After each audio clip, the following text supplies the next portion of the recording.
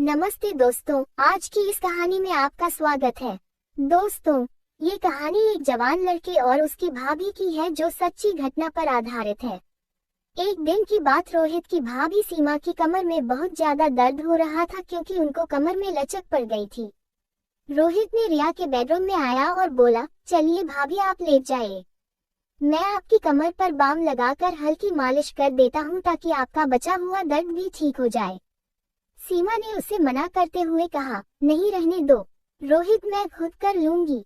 रोहित ने कहा, आप खुद से बाम तो लगा लेंगी, लेकिन मालिश करना बड़ा मुश्किल होगा। मैं आपकी मदद कर देता हूँ, इससे आपको बाकी का दर्द भी ठीक हो जाएगा। ये कहकर रोहित कुर्सी से उठकर बेड पर सीमा के पास आ गया और उसे लेटने के लिए कहा। भाभी जी बताए कहाँ लगाना है। सीमा रोहित की हमदर्दी और फिक्र देखकर अब उसे मना नहीं कर पाई। हकीकत में दर्द का बहाना बनाकर सीमा को परेशान करना चाहती थी। वह शर्माती हुई पेट के बल लेट गई और अपनी कमीज को कमर से थोड़ा ऊपर कर लिया और कहा, यहाँ पर लगाओ। रोहित ने थोड़ा सा बाम अपनी उंगलियों पर लिया और धीरे धीरे सीमा की कमर पर मलने लगा। जैसे ही उसके हाथ सीमा की पीठ पर पड़े, उसे एक सुकून का एहसास हुआ।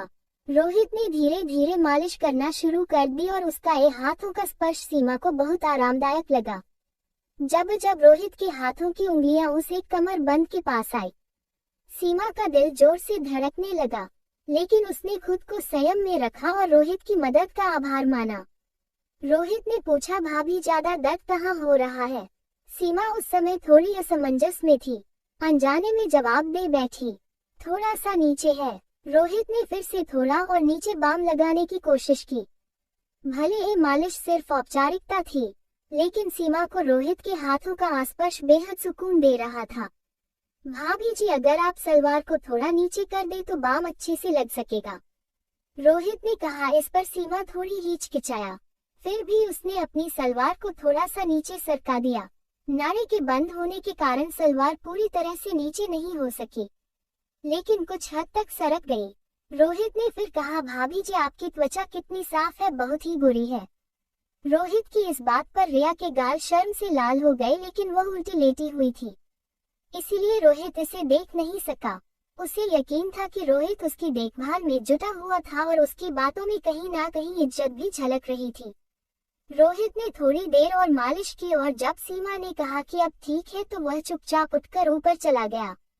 सीमा को आज एक अलग ही सुकून महसूस हो रहा था। सालों बाद किसी ने उसे इस तरह से ध्यान दिया था जिसमें हमदर्द भी और एक स्नेह छुपा था। रोहित के बारे में सोचते हुए कब नींद में खो गई उसे पता ही नहीं चला। अगली सुबह जब जागी तो उसने खुद को तरोताजा और शांत महसूस किया। नहाने के बाद तैयार होकर ब्लैक रंग का सफेद कढ़ाई वाला जोड़ा पहना और ऊंची हील की सफेद सैंडल भी पहने। हल्का सा मेकअप करने के बाद वह किचन में नाश्ता तैयार करने लगी। नाश्ता बनाते समय हर बार वह किचन के दरवाजे पर आकर सीढ़ियों की ओर देख रही थी। रोहित का काम पर जाने का समय हो गया था। जैसे ही वह नाश्ता तैयार करके बाहर आई, रोहित सीढ़ियों से नीचे उतर रहा था। आज तो बहुत ही बेहतर लग रही है भाभी जी, लगता है कल की मालिश का असर हुआ, रोहित ने मुस्कुराते हुए कहा। उसकी नजरें सीमा के लिबास और फिर पेंसिल हिल वाले सैंडल पर थी। सीमा ने भी मुस्कुराते हुए जवाब दिया, असर तो हुआ, लेकिन तुझे कैसे पता? रोहित थोड़ा शर्माते हुए बोला, भाभी जी आज आपने हमेशा की तरह हील के सैंडल जो पहने हैं तो मुझे लगा कि कमर का दर्द अब ठीक है। सीमा ने हंसते हुए कहा, बिल्कुल बिल्कुल सही पहचाना तूने। अब डाइनिंग टेबल पर बैठ, मैं नाश्ता लेकर आती हूँ। फिर दोनों साथ में नाश्ता करने लगे। इसी बीच रोहित ने सीमा से पूछा, भाभी जी आप कभी साड़ी नहीं पहनती क्या? सीमा ने जवाब दिया, पहनती हूँ लेकिन बहुत कम, साल में एक आध बार, अगर कोई खास मौका हो तो। क्यों? रोहित ने कहा, नहीं बस इसलिए कि मैंने आपको कभी साड़ी में नहीं देखा। मेरा ख्याल है आप पर साड़ी बहुत ही खूब जमेगी। फिर रोहित जाते समय बोला, भाभी जी रात का खाना मैं बाहर से ही ले आऊंगा, आप बनाना मत इस पर। सीमा ने मुस्कुराते हुए कहा, ठीक है। तो रोहित ने फिर कहा, अगर किसी और चीज की जरूरत हो तो बता दीजिए, मैं आते समय लेता आऊंगा। इस पर सीमा ने कहा कि उसे किसी और चीज की जरूरत नहीं है और फिर रोहित के जाने के बाद वह छोटे मोटे कामों में लग गई। इसके बाद वह ऊपर जाकर रोहित के कमरे को भी ठीक करने लगी। इसी दौरान सीमा को उसके बैग के नीचे कुछ कपड़ा पड़ा हुआ नजर आया तो उसने नीचे झुककर उसे बाहर निकाला तो उसकी आंखें हैरानी के मारे फटी की फटी रह गई। वह एक सफेद रंग का रेशम अध्यवस्त्र था जो शायद किसी लड़की की है। सीमा ने उसे ध्यान से देखा और सोचने लगी कि यह किसकी हो सकती है जो गलती से यहाँ रह गई है। उसने तुरंत ही कपड़े को एक तरफ रख दिया और कमरे की सफाई करने लगा। इसी बीच उसे 3 दिन पहले की घटना याद आई। मोहित और काया इसी कमरे में एक दूसरे के साथ थे। उसे लगा कि यह कपड़ा शायद काया का ही होगा। सीमा ने कपड़े को उठाकर देखा तो उस पर कुछ सफेद दाग नजर आए। उसे यह समझ में देर नहीं लगी कि वह लोग यहाँ क्या करने आए थे। इस दागों को देखकर वह किसी दूसरी दुनिया में खो गई। तभी अचानक बाहर मुख्य दरवाजे पर दस्तक हुई तो उसने उस कपड़े को वापस बैठकर नीचे रखा और बाहर आकर दरवाजे की ओर देखा। उसने ये देखा कि पड़ोस में रहने वाली आरती भाभी खड़ी थी। अरे भाभी, मैं अब ही आती हूँ, सीमा ने कहा और जल्दी से रोहित का कमरा बंद किया और नीचे आकर दरवाजा खोला। आरती जो पड़ोस में रहती थी अपनी उम्र के 35वें दशक में थी और घर में ही ब्यूटी पार्लर चलाती थी। आरती अक्सर दोपहर में सीमा के घर आ जाती थी या उसे अपने घर बुला लेती थी और दोनों इधर उधर की बातें करती थी। उस समय उस दिन भी सीमा और आरती गली मोहल्ले की ढेरों बातें कर रही थी। आरती के जाने के बाद सीमा ने एक बार फिर से नहाने का मन बनाया। सुबह रोहित ने साड़ी का जिक्र किया था, इसलिए नहाकर उसने नीले रंग की प्रिंटेड साड़ी पहन ली और साथ में सिल्वर रंग का पेंसिल हील वाले खूबसूरत सैंडल भी पहने। रोहित के आने का समय भी हो चला था और वह शाम के 4 बजे ही आ गया। जब सीमा ने दरवाजा खोला तो रोहित उसे बड़े गौर से देखने लगा। उसे अपनी ओर इस तरह से ध्यान से देखता हुआ देखिया। मुस्कुराते हुए अदा से बोली, ऐसे क्या देख रहे हो? रोहित मुस्कुराते हुए बोला, वाकई भाभी, आज आप इस साड़ी में बहुत ही खूबसूरत लग रही हैं। ये कहकर वह अंदर आ गया और वह साथ में रात का खाना भी लाया था। आप भाभी, मैं ऊपर जा रहा हूँ, फ्रेश होने के लिए आप एक गिलास शरबत बना दें प्लीज। सीमा ने उसकी ओर मुस्कुराते हुए देखा और कहा, हाँ हाँ क्यों नहीं। उसके बाद रोहित ऊपर चला गया और फ्रेश होकर जब नीचे आया तो उसने एक आरामदायक टी शर्ट और शॉर्ट्स पहना हुआ था।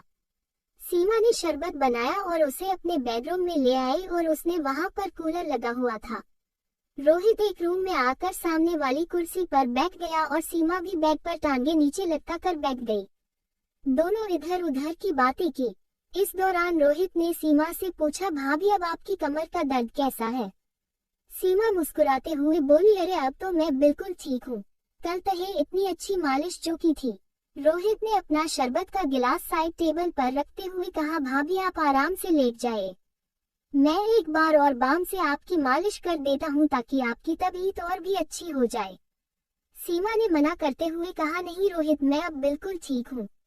लेकिन रोहित ने कहा, भाभी आप मेरे लिए हमेशा इतना करती हैं, क्या मैं आपके लिए इतना भी नहीं कर सकता? चलिए लेट जाए। सीमा ने उसकी बात को टाल ना सकी और खाली ग्लास टेबल पर रखते हुए बोली, अच्छा बाबा तू मानता नहीं, लेती हूँ, पहले सैंडल तो उतार दूँ। इस पर रोहित बोला, सैंडल उतारने की जरूरत नहीं है भाभी, इतनी खूबसूरत सैंडल आपके हसीन पैरों की खूबसूरती को और भी बढ़ा रहे हैं, आप ऐसे ही लेट जाए।